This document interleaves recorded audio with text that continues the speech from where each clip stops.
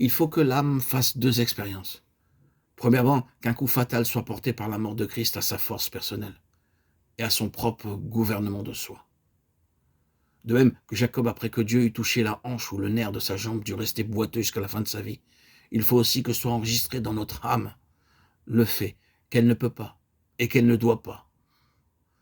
Dieu a brisé sa force animale, charnelle. Ensuite, étant un instrument, l'âme doit être vaincue, maîtrisée, gouvernée, en relation avec les voies plus hautes et différentes de Dieu. Elle nous est montrée si souvent dans les Saintes Écritures comme une chose sur laquelle nous devons gagner et exercer une autorité. Par exemple, c'est par votre patience que vous sauverez vos âmes. Luc 21, 19. En obéissant à la vérité, vous avez purifié vos âmes. 1 Pierre 1, 22.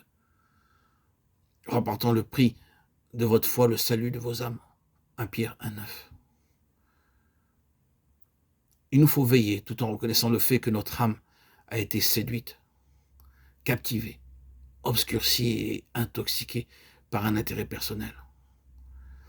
À ne pas la considérer comme une chose qui doit être anéantie et détruite dans cette vie. Ce serait alors de l'ascétisme, une forme de bouddhisme. Le résultat d'une telle attitude n'est habituellement qu'une autre forme d'un psychisme exagéré, peut-être même de l'occultisme. Toute notre nature humaine est dans nos âmes. Et si la nature est supprimée dans une direction, elle prendra sa revanche dans une autre. C'est précisément la cause de troubles chez beaucoup de personnes de ne pas reconnaître cela. Il y a une différence entre une vie de suppression et une vie de service. La soumission, l'obéissance et le service de Christ à l'égard du Père n'étaient pas une destruction de l'âme, mais une vie de repos et de joie. L'esclavage dans son sens mauvais est le lot de ceux qui vivent entièrement dans leur âme.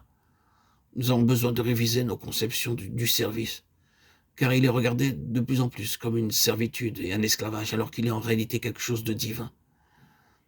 La spiritualité n'est pas une vie de suppression, cela est négatif. La spiritualité est positive, c'est une vie nouvelle et autre, et non pas la vieille vie qui s'efforcerait d'arriver à la maîtrise de soi. Il faut que l'âme soit dirigée et amenée à apprendre la sagesse nouvelle et plus haute. Le fait est que nous soyons en mesure de l'accepter ou non, que si nous voulons marcher pleinement avec Dieu, toutes les énergies de notre âme et ses capacités pour connaître, comprendre, sentir et faire arriveront à une fin. Et de ce côté-là, nous nous trouverons désorientés, étourdis, effrayés et impuissants. Et c'est alors qu'une intelligence nouvelle, une autre contrainte et une énergie divine nous pousseront en avant et nous maintiendront en mouvement.